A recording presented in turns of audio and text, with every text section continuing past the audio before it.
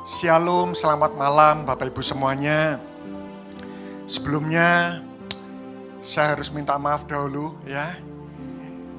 Saya sudah siapkan, saya bawa semijas tapi ketinggalan Bapak Ibu. Ya, tadi saya sadarnya baru waktu di jalan tol. Ya, untuk putar balik tidak memungkinkan karena saya tidak suka untuk terlambat. Kalau saya putar balik, saya mungkin sampai di sini pasti 6:30 lebih ya. Karena isunya di tol itu tidak bisa langsung putar balik Bapak Ibu. Ya, meskipun di Instagram kemarin saya menemukan ada emak-emak ya. Itu the power of emak-emak ya, kun-kun diputar balik jalan tol dengan penuh gagah berani, dia berani berbelok. Ya. Tetapi saya bukan emak-emak Bapak Ibu ya. Jadi saya tadi masuk saya sadar, aduh sudah ini saya berharap apa yang saya pakai ini tidak menjadi batu sandungan, apalagi menghalangi kebenaran firman yang akan disampaikan. Ya. Baik, malam hari ini saya akan memberikan tema khotbah yang cukup kontroversial. Ya, biasanya di awal tahun itu kan tema-tema khotbahnya adalah membangkitkan iman, ya penyertaan Tuhan, ya. Tetapi malam hari ini saya tertarik untuk saya memberikan tema ini ya, karena tema ini menjadi salah satu penghalang seseorang itu tidak bisa mengalami Tuhan dengan maksimal. Saya berikan judul firman malam hari ini adalah terluka oleh janji Tuhan. Ya, terluka oleh janji Tuhan. Tidak menutup mata Bapak Ibu. Harusnya janji Tuhan itu membangkitkan semangat, membangkitkan kekuatan, membangkitkan iman, memberikan pengharapan, membangkitkan passion, membangkitkan gairah, menjauhkan kita dari putus asa. Itu sebenarnya dan sejatinya sifat dari kebenaran firman. Tapi saya mengamati dalam kehidupan ini, ada orang-orang Kristen yang mereka justru waktu mereka mendengarkan janji-janji Tuhan tertentu, mereka justru malah terluka Bapak Ibu. Mungkin saya mengamati orang-orang ini belum murtad, belum. Karena mungkin mereka meyakini bahwa satu-satunya jalan keselamatan ada di dalam Tuhan. Atau mungkin dia pernah mengalami perjumpaan sama Tuhan. Karena saya percaya orang yang pernah berjumpa dengan Tuhan, lari kemanapun pasti akan kembali kepada Tuhan. Lari kemanapun. Saya yakin Bapak Ibu, orang yang sudah pernah mengalami perjumpaan dengan Tuhan, dia boleh lari kemanapun. Dia boleh sengaja berbuat dosa. Tapi saya yakin Roh Kudus tidak akan pernah membiarkan dia untuk sampai terhilang. Pasti akan kembali. Mungkin orang-orang ini tidak murtad. Tapi saya mengamati ada orang-orang tertentu. Mereka waktu mendengarkan janji Tuhan mereka apatis, pesimis, bahkan mereka terluka. Saya beri contoh. Apakah Bapak Ibu setuju bahwa Tuhan itu rindu memberkati kita berkelimpahan? Ya. Alkitab mengatakan pencuri datang untuk mencuri, membunuh, dan membinasakan. Tapi aku datang untuk memberi hidup dan hidup dalam segala kelimpahan. Tetapi mungkin ada orang-orang yang waktu mendengarkan janji Tuhan ini, dia berkata, mana 10 tahun aku ikut Tuhan, gagal terus. Jadi justru pada waktu firman Tuhan disampaikan, mungkin janji Tuhan yang lain, dia berani berkata amin. Tapi waktu dia mendengarkan Tuhan rindu kita hidup berkelimpahan, ada sebuah luka di dalam hatinya. Mana Tuhan? Ikut Tuhan tahun pertama toko terbakar. Tahun kedua ditipu orang. Ya, tahun ketiga ada orang hutang tapi tidak bisa membayar. Tahun keempat sakit penyakit. Mana janjimu? Ada orang-orang terluka. Contoh lagi. Suatu ketika saya menyampaikan khotbah tentang kesembuhan. Kalau saya khotbah tentang kesembuhan saya sangat radikal sekali. Ya. Saya percaya Tuhan itu ingin semua kita itu sehat. Kalau saudara membaca dalam kebenaran firman, saudara coba nanti selidiki ya. Matius, Markus, Lukas, Yohanes. Setiap orang sakit ketemu Tuhan 100% pasti disembuhkan. Coba, pernah tidak Bapak Ibu membaca di Alkitab, ada orang sakit ketemu Tuhan dibiarkan sakit? Tidak pernah. Oh, saya lihat wajah Bapak Ibu tidak yakin. Coba-coba kita lihat sejenak. Matius 15 ayat 30. Ya.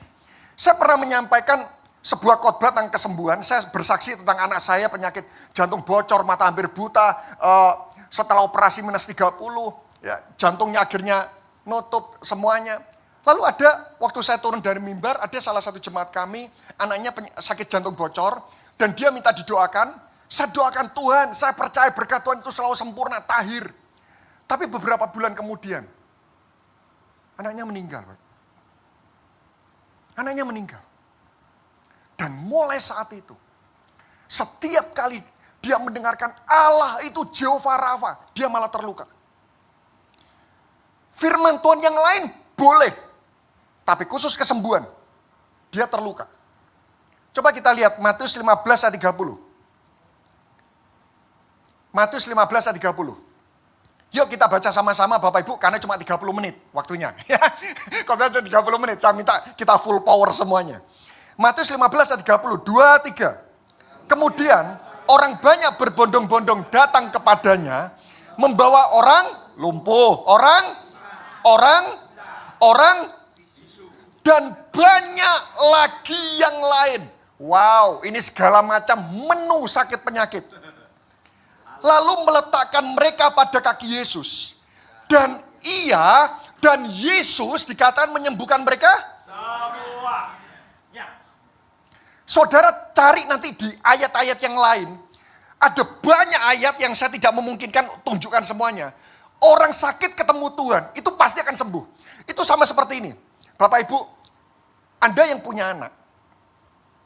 Waktu anak kita sakit, senakal-nakalnya anak kita. Siapa di sini berbahagia anaknya sakit? Kapok kamu itu, ya. Makanya jangan nakal-nakal. Ada? Tidak ada. Orang tua itu siapkan segala macam sumber daya apapun agar anaknya sembuh. Saudara setuju dengan hal ini? Bahkan waktu anaknya sakit, anaknya ini mengerang kesakitan. Seolah-olah orang tua mengatakan seperti ini. Nak, atau Tuhan, kalau boleh pindahkan sakit itu kepada tubuh saya. Saya lebih kuat, anak harus sehat. Saudara setuju dengan hal ini? Itulah yang terjadi waktu Yesus mati di atas kayu salib. Yesus itu menghisap, dia itu menyerap seluruh sakit penyakit dalam kehidupan manusia. Itu dimasukkan ke tubuhnya. Dan bilur-bilurnya itu menyembuhkan kita. Karena itu kenapa saya yakin betul, Tuhan itu kalau ketemu orang sakit, itu tidak betah, harus sembuh. Bahkan kalau saudara ngamati, ini ada banyak hamba Tuhan yang responnya salah, termasuk saya. Dulu kalau saya menemukan ada orang sakit tidak sembuh-sembuh, ya didoakan tidak sembuh-sembuh, saya kulik-kulik dosanya. Jangan-jangan kamu selingkuh sama 9 orang ya. Jangan-jangan kamu nipu orang ya. Ayo ngaku. Jangan-jangan penyakit yang kamu alami saat ini, itu karena dosamu di masa lampau. Ayo segera bertobat, kamu dosa apa? Yuk kita sepakat, kita doakan, dosamu engkau bertobat, maka kesembuhan Tuhan berikan. Itu seringkali banyak hamba Tuhan melakukan hal ini termasuk saya. Tapi kalau saudara membaca di Alkitab, pada waktu Tuhan menemukan orang sakit, Tuhan tidak pernah kulik dosanya dulu loh. Sembuh dulu, setelah itu pergilah dan jangan berbuat. Tidak pernah. Tidak pernah ada orang sakit ketemu Tuhan, kamu dulu dosanya apa? Tidak pernah. Sembuh dulu, seolah-olah gini. Seolah-olah Tuhan itu jijik dengan sakit penyakit. Sehingga kalau ada umatnya, anaknya sakit, tidak betah dia. Saudara percaya Tuhan itu tidak pernah menciptakan penyakit? Tidak pernah Tuhan itu menciptakan penyakit. Sama seperti kita aja lah. Kita punya anak yang sakit. Kita tidak tega loh. Tapi ada orang-orang tertentu waktu saya khotbahkan hal ini. Dia terluka. Tuhan rindu memulihkan keluarga. Tapi ada orang tertentu, mana? Suamiku di gondol wewe gombel, yang berjalan di atas tanah. Mana? Saya ngamati, saya tidak tahu Bapak Ibu, apakah ada di tempat ini yang terluka oleh sebuah janji Tuhan. Mungkin kita tidak murtad loh. Tapi ada janji-janji Tuhan tertentu. Itu justru melukai kita. Hari ini kita belajar. Nah, ada 4 stadium seseorang yang terluka akan janji Tuhan. Ya. Saya bisa minta tolong timernya mungkin dinyalakan agar saya tetap sadar penuh. Ya. Oke. Ada 4 stadium seseorang yang terluka akan janji Tuhan. Stadium pertama, ini yang paling ringan. Dia ragu saat mendengarkan janji itu.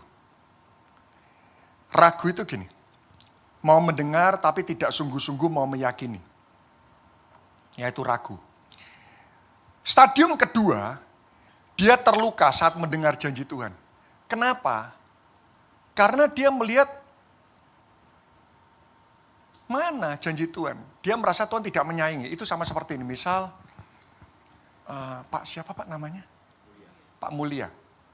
Misal, saya datang ke tempat ini, saya ketemu Pak Mulia, saya mengatakan, Pak, nanti habis ibadah saya traktir makan. Katanya. Tapi akhirnya saya pulang langsung. Kali kedua saya datang ke sini, saya ketemu Pak Mulia, Pak, nanti pulang ibadah saya traktir makan. Saya lakukan terus 5 kali, tapi tidak pernah terwujud. Kira-kira kali ke-6 kalau saya ngomong lagi, bagaimana respon Pak Mulia? Apakah tetap optimis? Saya yakin beliau akan mengatakan seperti ini, lebih baik tidak usah janji. Semakin banyak janji itu justru semakin melukai. Ada orang-orang alami yang kedua. Sudah Tuhan, kau boleh khotbah yang lain, tapi khusus khotbah ini tidak. Ya, terluka. Stadium ketiga, ini yang lebih berat, malah tertuduh saat mendengar. Kenapa tertuduh? Dia melihat Tuhan tidak ingkar janji. Buktinya apa? Kanan kiri sembuh, kanan kiri diberkati Tuhan. Cuma dia sendiri yang tidak sembuh. Cuma dia sendiri yang tidak mengalami janji Tuhan. Sehingga waktu dia dengar firman, dia merasa tertuduh seperti ini. Kelihatannya aku bukan pribadi yang layak untuk menerima janji Tuhan. Jadi justru malah tertuduh. Kalau yang kedua tadi terluka, yang ketiga malah tertuduh Bapak Ibu.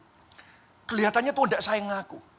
Kelihatannya di antara semua orang, dari berbagai orang yang sharing di gereja ini, cuma aku saja pribadi yang tidak layak di hadapan Tuhan. Nah, stadium yang keempat. Ini saya temukan juga banyak. Ini yang paling berat. Dia trauma dengan janji Tuhan. Apa itu trauma? Justru marah atau emosi saat mendengarkan janji Tuhan itu. Marah. Contoh beberapa kali saya ngisi retreat dari Bapak di anak-anak youth. Dan waktu saya sampaikan bahwa Tuhan tidak pernah salah menaruh kita dalam sebuah keluarga. Tuhan selalu memberikan keluarga yang terbaik. Tapi ada anak-anak youth yang mereka mengatakan seperti ini. Dia marah waktu mendengarkan hal ini. Justru karena orang tuaku hidupku hancur. Tuhan janji menyembuhkan kita semuanya. Mana anakku meninggal? Papa saya itu sakit. Itu 25 tahun, Pak. Sebelum akhirnya kakinya dipotong satu demi satu. Dan mungkin waktu saya khotbah ala Jehovah Rafa, mungkin papa saya itu trauma. Mana? Buktinya kakiku dipotong. Sekali lagi mungkin orang-orang ini tidak murtad. Tapi dia trauma. Dia terluka. Dia apatis. Dia pesimis. Dia tawar hati. Nah, saya akan mengajak kita melihat apa yang menjadi penyebab orang bisa terluka dan bagaimana cara memulihkannya. Karena ternyata ada seorang tokoh di Alkitab. Dia trauma dengan janji Tuhan. Mari kita lihat Yohanes pasal 5 ayat yang pertama. Yohanes 5 ayat yang pertama. Yohanes 5 ayat yang pertama. Saya percaya ini adalah kisah yang seringkali Bapak Ibu pernah dengar. Sesudah itu ada hari raya orang Yahudi dan Yesus berangkat ke Yerusalem. Di Yerusalem dekat pintu gerbang domba ada sebuah kolam yang dalam bahasa Ibrani disebut Bethesda. Bethesda itu artinya House of Mercy, rumah anugerah. Ada 5 serambinya. Dan di serambi-serambi itu berbaring sejumlah besar orang sakit, buta, timpang, lumpuh yang menantikan goncangan air kolam itu. Ini kalau sejumlah besar kira-kira berapa orang, Bapak? Ya, saya tidak pernah ke Israel, tetapi saya coba searching di Google. Ukuran kolam Bethesda itu 46 kali 23 meter. Dan kalau saya hitung secara teknik sipil, maka yang bisa berjajar, yang berkeliling di sana itu bisa menampung sampai 500 orang. Kenapa saya prediksi 500 dan ini terus bertambah? Karena isunya seperti ini. Semua orang yang sakit, waktu masuk ke kolam itu, pada waktu malaikat ini turun, pasti sembuh. Gratis lagi. BPJS itu bayar atau enggak? Bayar. Dan belum tentu kita berobat BPJS itu pasti sembuh. Itu aja. Saya pernah anak saya waktu sakit jantung, saya operasikan, saya mau lakukan tindakan di rumah sakit Dr. Sutomo. Anak bapak antrian ke 325. 325. Sudah bisa bayangkan itu BPJS itu bayar kecil, ya, tidak gratis. Itu aja antriannya seperti itu. Bisa bayangkan yang antri di kolam Bethesda ini, sudah gratis pasti sembuh. Tapi masalahnya sembuhnya bagaimana? Kalau ada malaikat turun, orang yang pertama masuk, dikatakan di sana terdahulu, yang pertama masuk sembuh. Jadi saya bayangkan waktu malaikat itu turun, tapi jadwal malaikat kan tidak jelas, Bapak. Bisa bayangkan Anda datang ke praktek seorang dokter yang jadwal prakteknya jam berapa datang? Tidak jelas. Tapi kalau dia datang, orang pertama itu yang masuk sembuh, orang kedua ditolak, dan dokternya akan pergi lagi dan datang lagi kapan? Tidak tahu. Bisa bayangkan seperti itu? Jadi saya membayangkan waktu itu di kolam Bethesda itu banyak sekali orang. Waktu malaikat turun, semua orang itu lari. Orang pertama masuk sembuh, orang kedua itu sudah melompat, kecemplung, basah, tidak sembuh. Bisa bayangkan itu berebut seperti itu, ya. Saya perlu visualisasikan ini agar kita bisa merasakan apa yang dialami orang lumpuh ini. Ayat yang kelima. Di situ ada seorang yang sudah 38 tahun lamanya sakit. Sakitnya 38 tahun. Tapi ahli teologi memprediksi orang lumpuh ini sudah ada di kolam Bethesda itu sekitar 10 tahun. Bisa bayangkan antri dokter 10 tahun?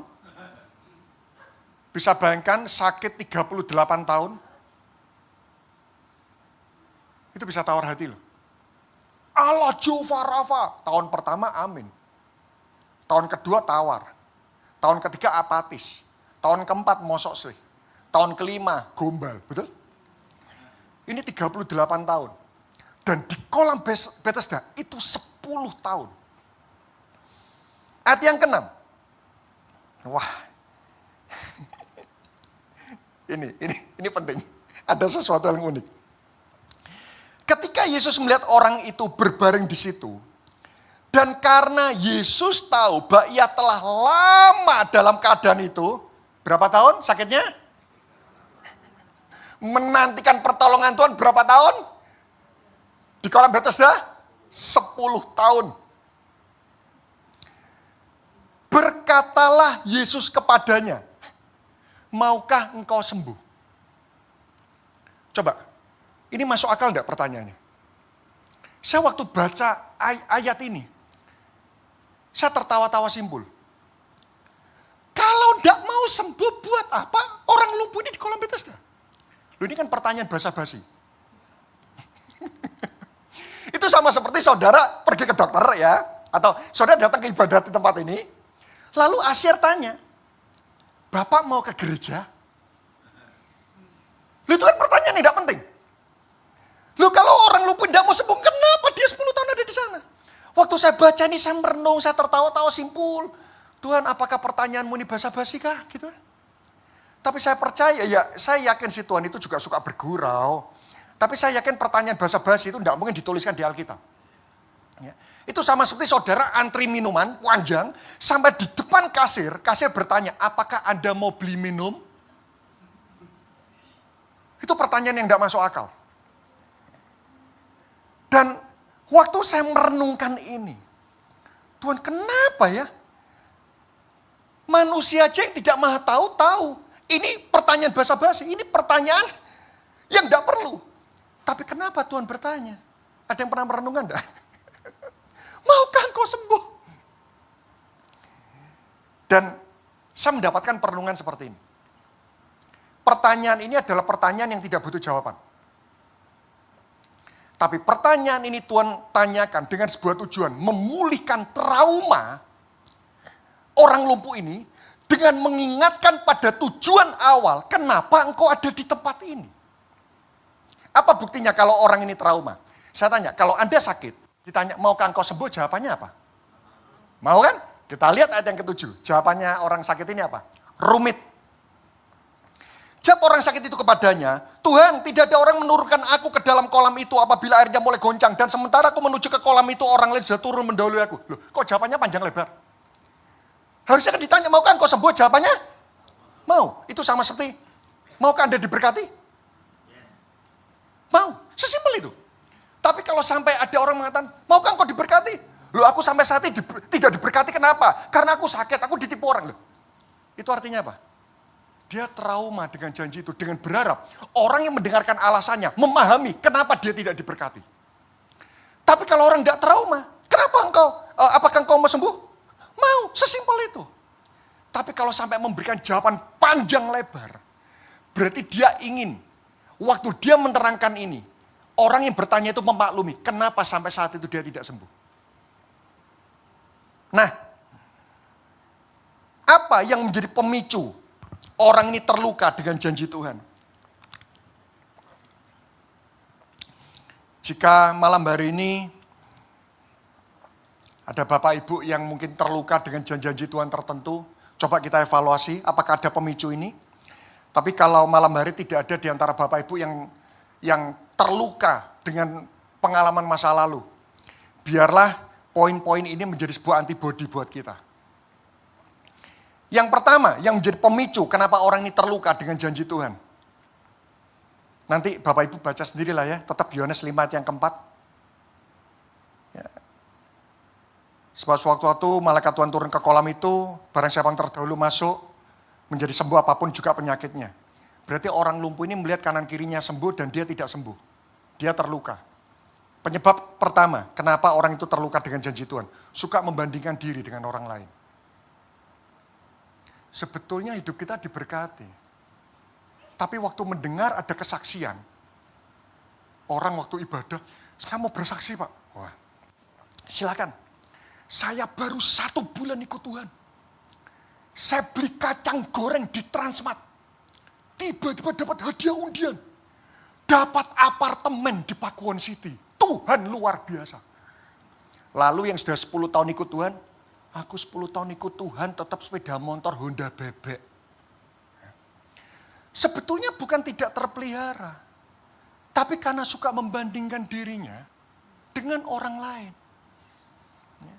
Siapa yang di sini meyakini suami Anda adalah terbaik buat Anda?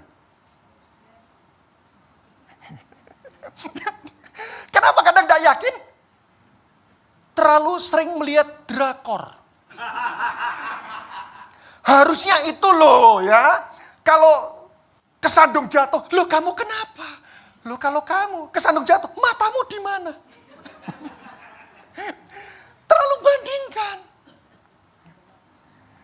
Pernah suatu ketika, saya ini jurusan teknik sipil Bapak.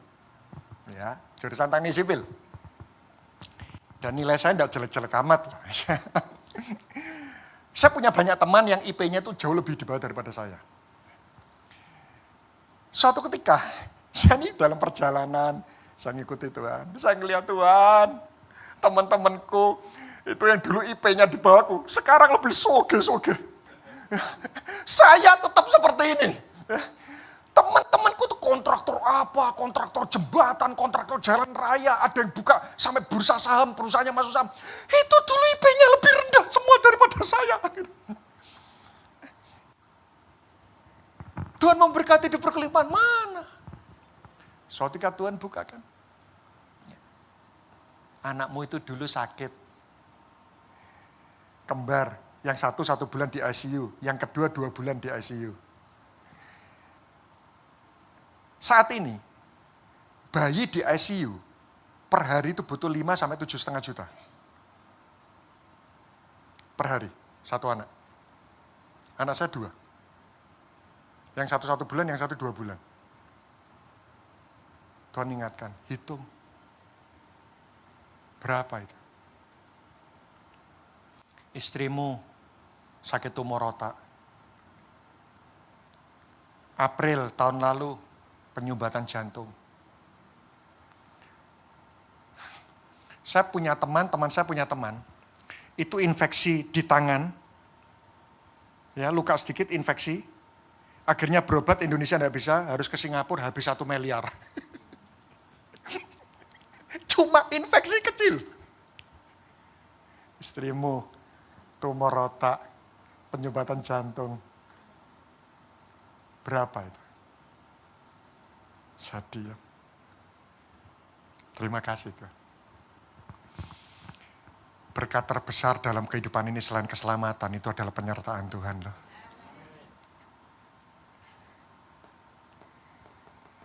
Kalau saudara ketemu dengan Presiden Jokowi, lebih milih hadiah yang mana? Yang pertama, minta apa? Dikasih.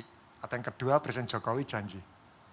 24 jam, aku nemani kamu. Yang 24 jam ini kadang tidak kelihatan wujudnya. Tapi keamanan dan pemeliharaan itu pasti akan menjadi bagian orang itu. Sadarkah kita bahwa salah satu berkat terbesar dalam kehidupan ini, Allah itu adalah Immanuel.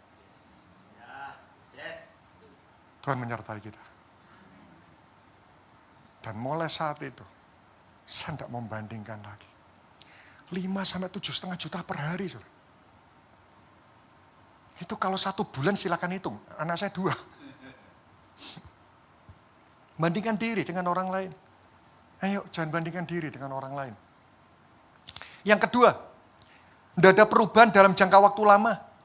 Ya, Yohanes 5 ayat yang kelima. Tidak ada perubahan dalam jangka waktu lama. Yang ketiga, ini penting. Yohanes 5 ayat yang ke-7. Saya bisa minta waktu 10 menit lagi, Pak. Ya, maksimal 10 menit lagi. 7.40 saya akan selesai. Yohanes 5 ayat yang ke-7. Ini penting.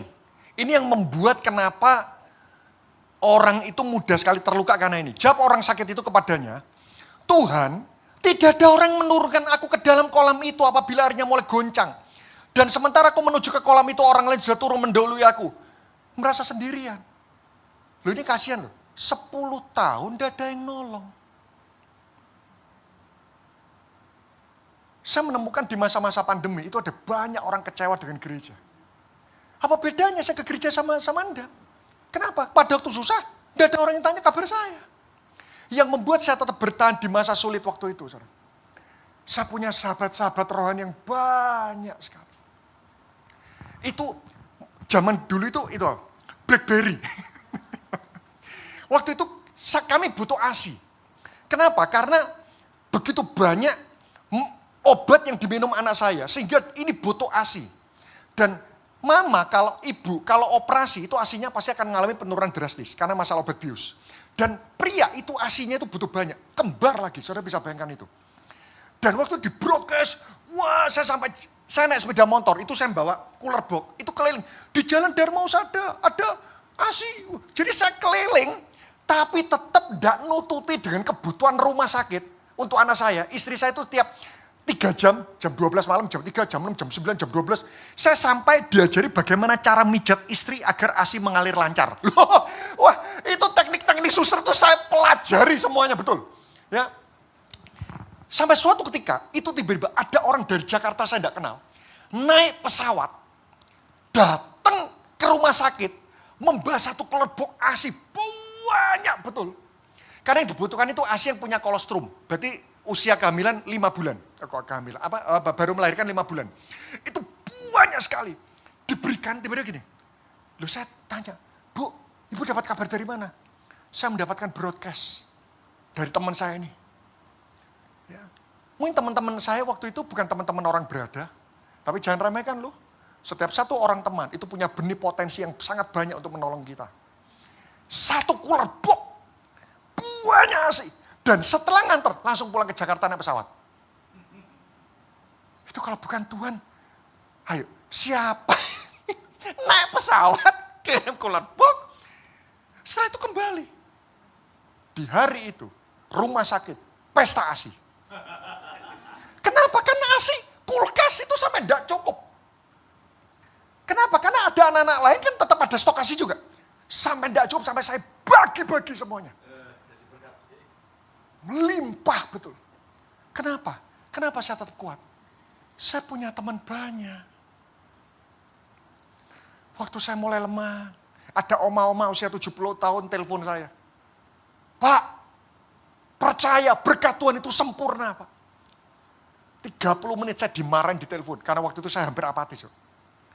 Saya ngelihat anak saya, jantung bocor, mata hampir buta, usus melorot, hernia, itu rumit. Apa yang membuat orang lumpuh ini merasa terluka? Sendirian. Karena itu saya berdoa, coba di sini, lihat kanan kiri. Kenal enggak?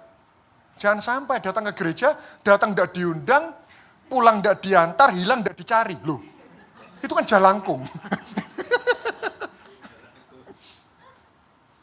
Iblis itu paling suka loh.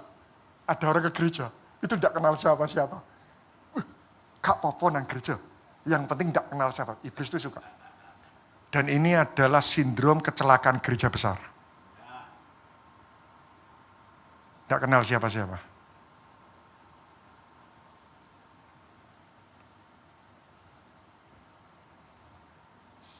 Berarti kita kuat atau tidak tergantung dari besarnya gereja itu, tapi juga tergantung seberapa dekat, seberapa besar kita ini memiliki keluarga Allah di gereja tersebut. Loh, saya bukan promosi gereja ini, bukan. Tapi konsep gereja itu kan keluarga. Jadi kalau Anda bergereja tapi tidak punya keluarga di sana, Anda belum bergereja. Buat administrasi gereja, kartu anggota jemaat itu adalah orang yang sering datang ibadah. Buat Tuhan, siapa itu kartu anggota jemaat? Orang yang punya keluarga rohani di gereja tersebut. Ya. Langkah pemulihan dari trauma dengan janji Tuhan. Waktu saya 5 menit. Yang pertama, jangan pernah tinggalkan kolam Bethesda. Ya. Apa itu kolam Bethesda? Ibrani 10 ayat 25. Untung orang lumpuh ini selama 10 tahun meskipun terluka dia tidak meninggalkan kolam itu. Ibrani 10 ayat 25. Karena itu Bapak Ibu. Saudara kalau datang beribadah, salah satu cara membuat Tuhan gembira. Melihat ada yang sendirian, didekatin. Kenalan Pak. Kalau di bioskop Anda tidak bisa melakukan hal ini. Ya. Datang bioskop, kenalan diusir. Nah hari ini banyak gereja jadi bioskop. Datang cuma ngelihat. Apalagi lampu digelapkan, enggak kelihatan siapa-siapa. Gitu. Pulang tetap enggak kelihatan siapa-siapa. Apa bedanya gereja dengan bioskop? Bioskop bayar, gereja bayar. Loh, ada persembahan. Kan sama. Yang membedakan apa? Di bioskop Anda enggak bisa merasakan keluarga. Di gereja harus merasakan keluarga. Jangan pernah bangun bioskop rohani. Jadi, saudara ketemu orang ya, sendirian. Temen nih, shalom Pak, rumahnya di mana? Wih, Tuhan itu senyum loh. Tuhan itu seneng kalau anak-anaknya itu tidak ada yang sendirian. Ibrani 10 ayat 25. Wah, ini loh. Ini ayat yang seringkali dikhotbahkan pendeta. Ya. Janganlah kita menjauhkan diri dari pertemuan-pertemuan ibadah. Tapi pertemuan ibadah yang bagaimana? Seperti yang dibiasakan oleh beberapa orang, tetapi marilah kita saling menasihati. Dan semakin giat melakukannya, menjelang hari Tuhan yang mendekat. Saling menasihati. Ayat 24 di atasnya. Ayat 24. Dan marilah kita saling memperhatikan, supaya kita saling mendorong dalam kasih dan dalam pekerjaan baik. Baru 25, janganlah menjauhkan diri dari pertemuan ibadah, seperti biasa beberapa orang, tapi marilah kita, mana kata yang berulang mana? Saling kan? Berarti isu ayat ini jangan dipakai waktu ibadah raya di mana kita tidak kenal siapa-siapa. Zaman dahulu jangan menjauhkan dari pertemuan ibadah, itu pertemuan ibadah di mana kita saling mendorong, saling menasihati, dan saling menguatkan. Karena itu, pesan sponsor sebentar ya. Komsel itu penting.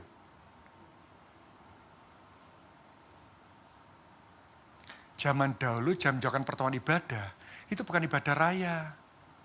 Tapi ibadah komunitas kecil di mana mereka saling menguatkan, bukan cuma satu orang berkhotbah, tapi yang lain juga saling menguatkan dan saling meresponi firman.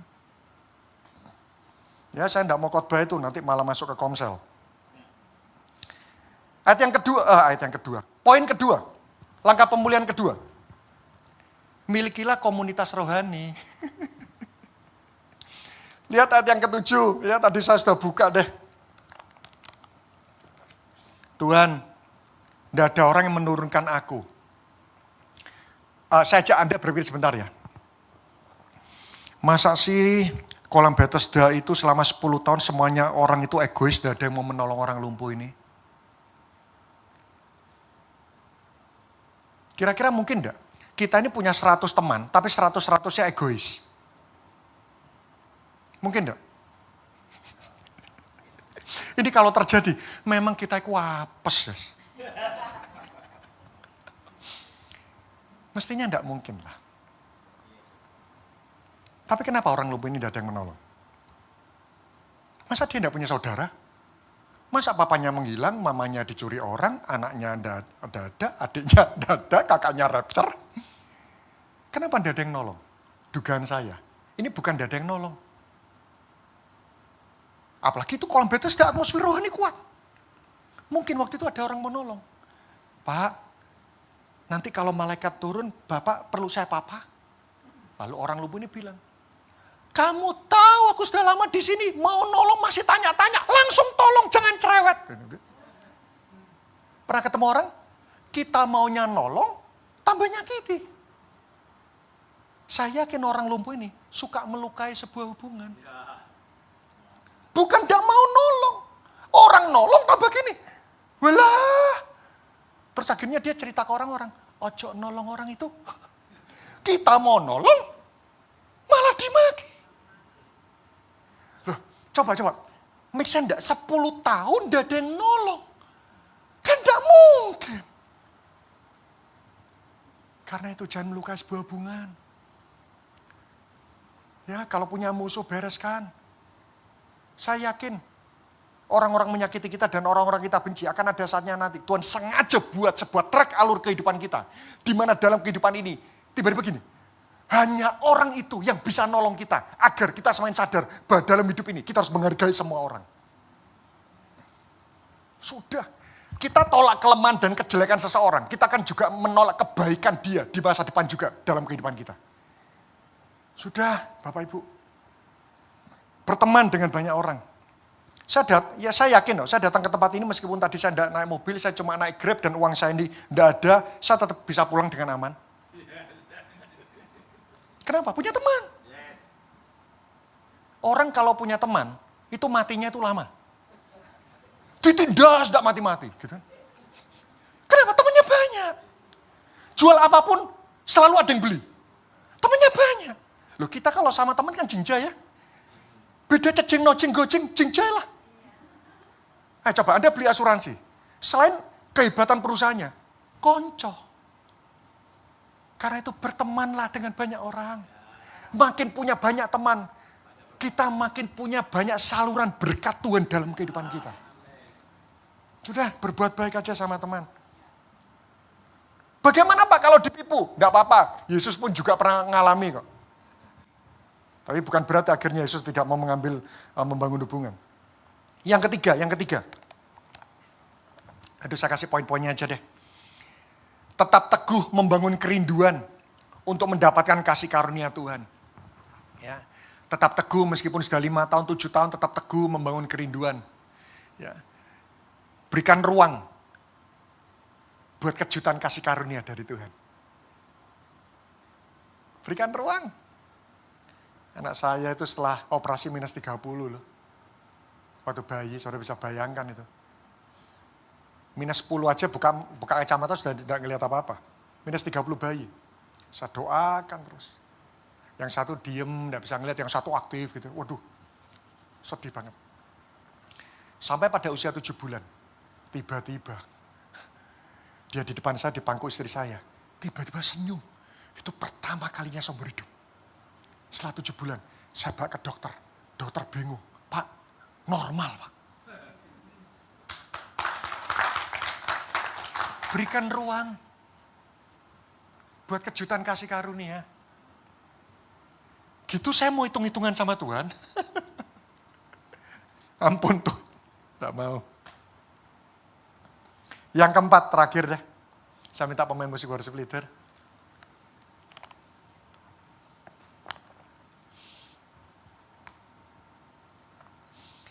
Pujikan lagu apa ya? Pertolonganmu.